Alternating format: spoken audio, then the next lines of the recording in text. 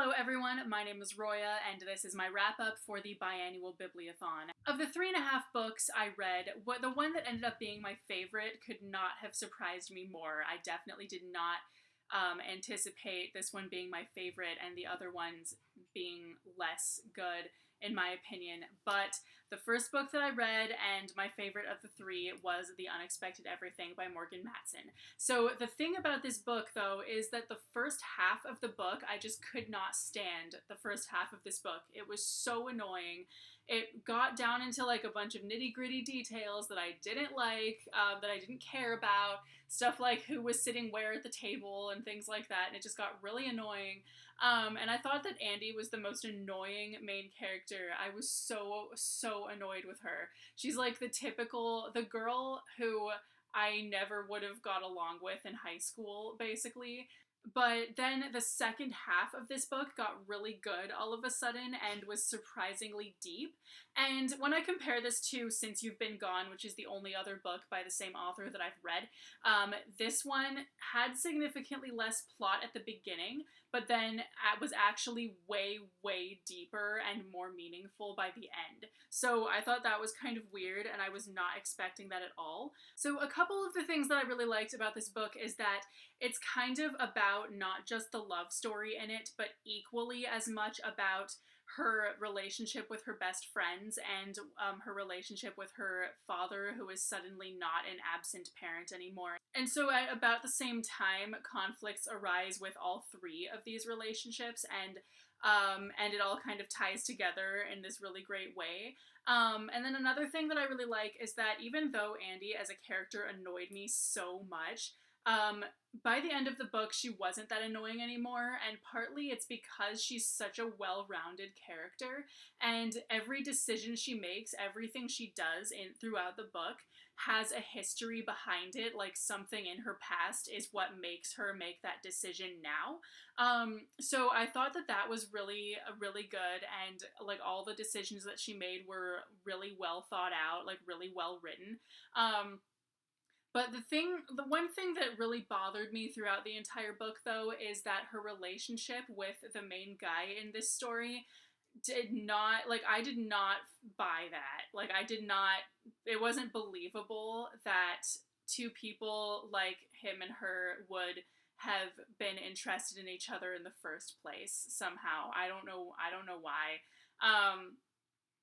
So overall, I thought this was a good book, but it wasn't anything super amazing.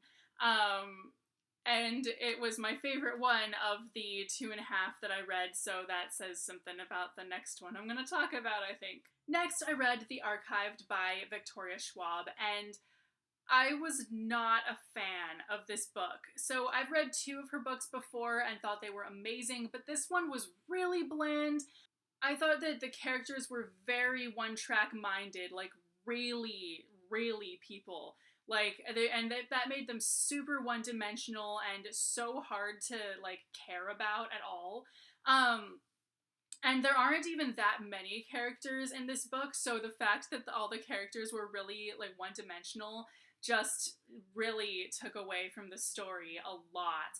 So basically this book is about the idea that when people die, their souls or their like bodies basically go to this place called the Archived, where they're kept on a shelf, and they are like asleep, but they're sentient still. So when they leave the Archive by accident, like they just kind of wake up and get out of there somehow, they're like solid ghosts, like they don't bleed or anything, they look like regular people, and it's up to the keepers to return them to the Archive. Basically, the main character is a girl named Mackenzie, who is a keeper, and she is charged with the task of returning the escaped histories, as they're called, to the Archived. One thing that really bothered me about this book is that there was no point of the Archive.